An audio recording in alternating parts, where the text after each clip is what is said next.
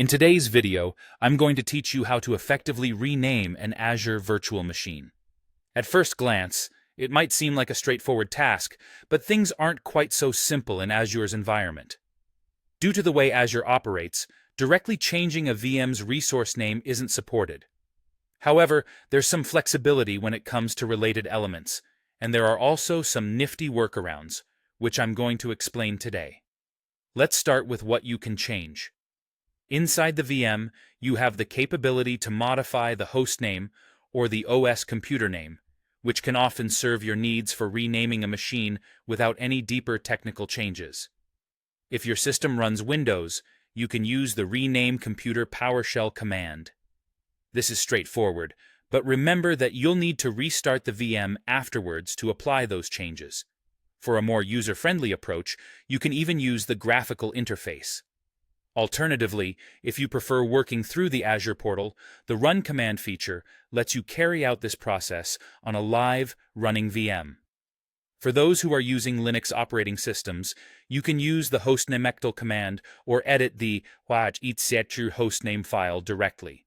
Remember, changes to the hostname generally require a system reboot to take full effect.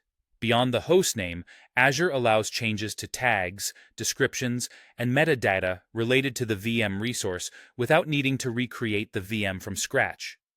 This can help with organizing and categorizing your resources while also providing a semblance of renaming through labeling. Now, let's talk about the primary workaround for effectively renaming a VM resource. Since the resource name remains unalterable, a common practice involves creating a brand new VM with the desired name.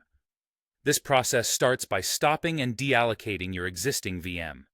Next, you'll need to detach, or for safety, take a snapshot of, the OS disk to ensure it remains intact and unchanged. After this, you'll proceed to create the new VM. When doing so, make sure to specify the old OS disk or its snapshot as the operating system disk for this new instance. This is where you can choose the new name for the VM, essentially starting fresh with the name you want. It's crucial to mirror the settings from the old VM to the new one. This means maintaining consistency in size, networking configurations, and network security groups. You'll also want to reattach any data disks you had if they're necessary for the new setup. For completeness, you might want the in-VM host name to match this new VM name, for uniformity, if that's important to you. Finally, rigorously test the new setup.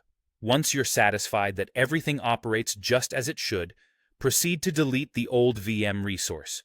Optionally, you can also delete any associated old disks, NICs, and public IPs if they're no longer needed.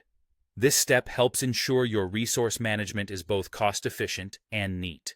By following this process, you'll effectively achieve a renamed VM in Azure, giving you the flexibility to name your resources as you wish while navigating within Azure's technical constraints.